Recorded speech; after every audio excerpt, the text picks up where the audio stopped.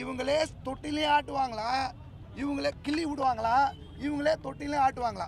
அவர்களுக்கு எங்களை வெளியே அனுப்பணும்னு சொல்லி இன்னைக்கு நாங்கள் முடிவெடுத்ததா நினச்சிட்டு உக்காந்துருக்காங்க. பேச்சுவார்த்தை கூப்பிட்றோன்னு சொல்லி உக்காந்துருக்காங்க. இதை பொறுத்த வரைக்கும் இன்னைக்கு என்னன்னா, இந்த சண்டை, இந்த போராட்டம் பெரும்பான்மை அருந்ததியின ஆதி திராவிட பெண் தொழிலாளர்களுக்கான போராட்டமாக அமைதியான முறையில் நடந்துட்டு வருது. இன்னைக்கு பொதுமக்கள், மாணவர்கள், இளைஞர்கள், வழக்கறிஞர்கள், ஊடகத்தினர் அத்தனை பேரும் இந்த பக்கத்துக்கு ஆதரவாக இருக்காங்க. அவங்களால அதை பொறுத்து கொள்ள முடியல. நாங்கள் எங்களை கைது பண்ணால் கைது செய்கிறதுக்கு நீங்கள் முடிஞ்சால் கைது பண்ணுங்கள். இப்பயும் சொல்கிறோம், கைது பண்ணுங்கள். எங்களை காப்பாற்றுவாங்க, மாணவர்கள் காப்பாற்றுவாங்க, இளைஞர்கள் காப்பாற்றுவாங்க, தொழிலாளர்கள் காப்பாற்றுவாங்க, பெண்கள் காப்பாற்றுவாங்க, ஊடகத்துறையினர் காப்பாற்றுவாங்க.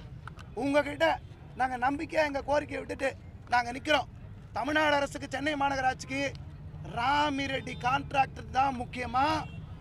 அவங்களுக்காக எங்களை நீங்கள் கைது பண்ணி ஜெயிலில் வைப்பேன்னு சொன்னாலும், எங்களை தூக்கி போடுவேன்னு சொன்னாலும், ராமிரெட்டி உனக்கு ஓட்டு போடல, ஓட்டு போட்டது நாங்கள் தான் சொல்லி நாங்கள் களத்தில் நிற்போம்.